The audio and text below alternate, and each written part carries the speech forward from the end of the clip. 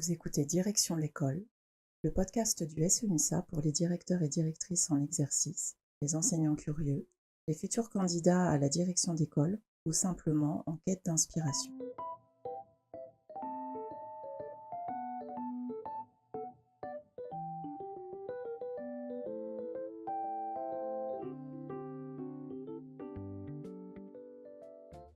Quand on parle de mobilité professionnelle dans l'éducation nationale, on pense spontanément au mouvement, au concours, au détachement, aux reconversions. Beaucoup plus rarement à la direction d'école. Et pourtant, la direction d'école est l'un des postes où l'on développe de nombreuses compétences transversales, responsabilités et capacités de pilotage.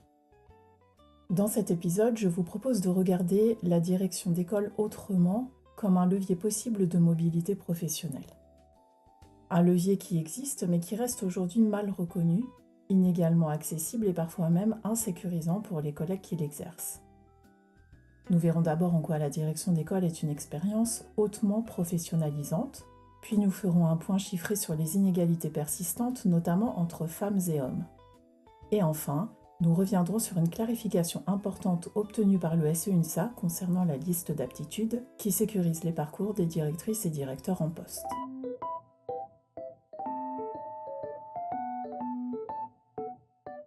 On entend encore trop souvent que la direction d'école serait une fonction à part, difficilement comparable à d'autres postes de pilotage. En réalité, c'est tout l'inverse. Être directeur ou directrice d'école, c'est apprendre à piloter sans rapport hiérarchique avec les autres enseignants de l'école. C'est gérer les relations interpersonnelles avec une équipe et des partenaires au profil varié. C'est coordonner des projets complexes dans un cadre réglementaire contraint.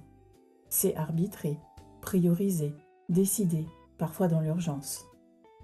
C'est aussi être en permanence à l'interface avec les familles, les collectivités territoriales, les partenaires, l'institution, les services sociaux, les intervenants. Ces compétences-là ne sont pas spécifiques à l'école primaire. Ce sont exactement celles qui sont attendues dans des fonctions de pilotage, de formation, de coordination ou de direction, y compris en dehors du premier degré.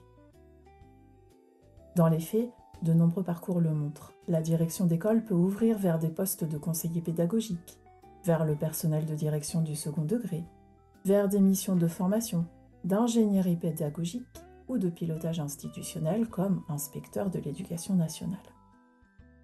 Le problème n'est donc pas l'absence de compétences.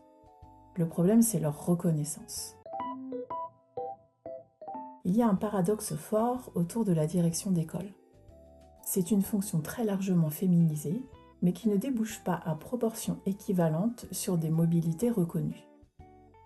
Les femmes sont majoritaires parmi les professeurs des écoles à hauteur de 87%, et parmi les directeurs et directrices d'école à hauteur de 64%, selon les repères et références statistiques de l'ADEP pour 2025. Quand on observe les postes de pilotage plus reconnus statutairement, direction totalement déchargée de classe, inspection, direction dans le second degré, fonction académique, la proportion de femmes diminue nettement. Les raisons sont connues. Une mobilité géographique plus difficile à assumer, une charge mentale déjà très forte, une autocensure fréquente, et parfois un manque d'encouragement institutionnel, comme l'impossibilité de temps partiel sur ce type de poste sur de nombreux territoires.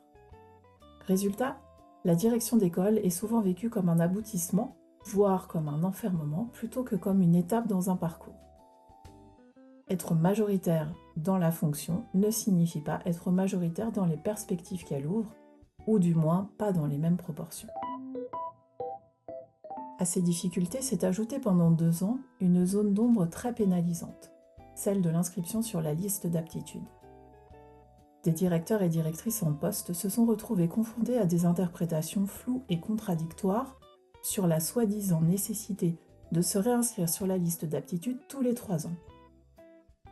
Certains départements sont même allés jusqu'à affecter à titre provisoire des enseignants qui étaient à la direction d'une école depuis des années pour faire fonction sur un de leurs derniers vœux, servis après les fraîchement inscrits sur la liste d'aptitudes. Ce n'était plus un levier pour la mobilité, mais une catapulte. Le SEUNSA est intervenu auprès du ministère pour obtenir une clarification essentielle.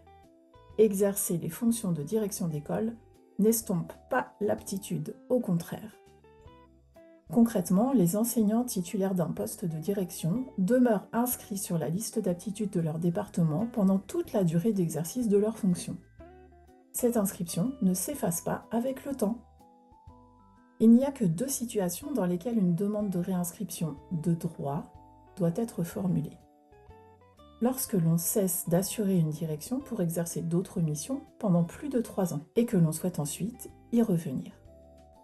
Ou en cas de participation au mouvement interdépartemental afin que l'inscription soit transférée et comptabilisée dans l'effectif du département d'arrivée. C'était précisément l'un des enjeux de la loi du 21 décembre 2021, dite loi RIAC, créant la fonction de directrice et directeur d'école.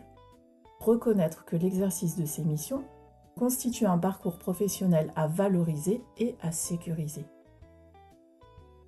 Avant cette loi, une interruption de plus de 3 ans impliquait de reprendre l'ensemble de la procédure de candidature au départ, y compris l'entretien devant la commission départementale et la formation initiale. Depuis la loi RIAC, l'expérience acquise est reconnue. Elle ouvre droit à une réinscription de droit sans remise à zéro du parcours.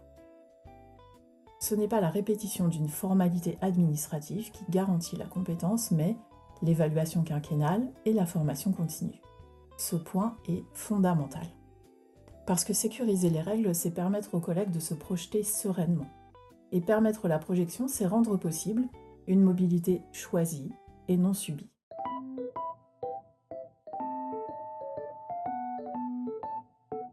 La direction d'école est formatrice. La direction d'école outille. La direction d'école peut ouvrir des portes.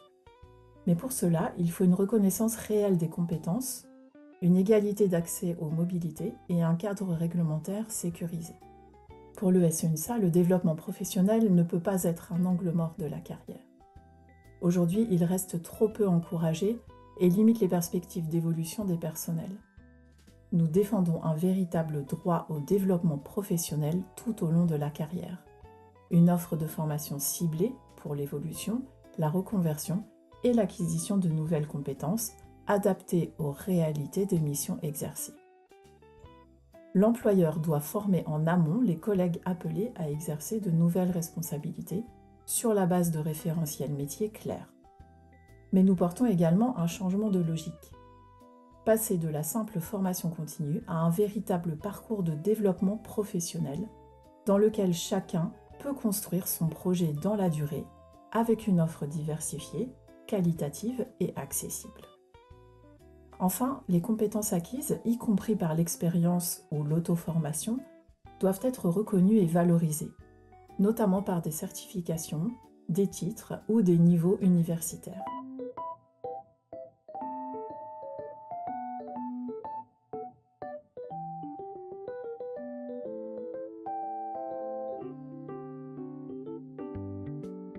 Merci d'avoir écouté cet épisode de Direction l'école, un podcast du SEUNSA. Dans les 2 prochains épisodes, nous allons quitter le terrain de l'analyse pour entrer dans celui des parcours vécus. 2 collègues viendront témoigner de ce que la direction d'école leur a permis et ce que cela leur a aussi coûté. D'ici là, si vous envisagez une mobilité, le SEUNSA vous accompagne. Retrouvez le lien en description.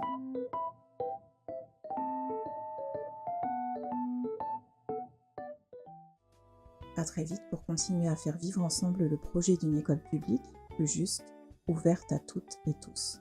Si cet épisode vous a plu, dites-le nous en commentaire et abonnez-vous.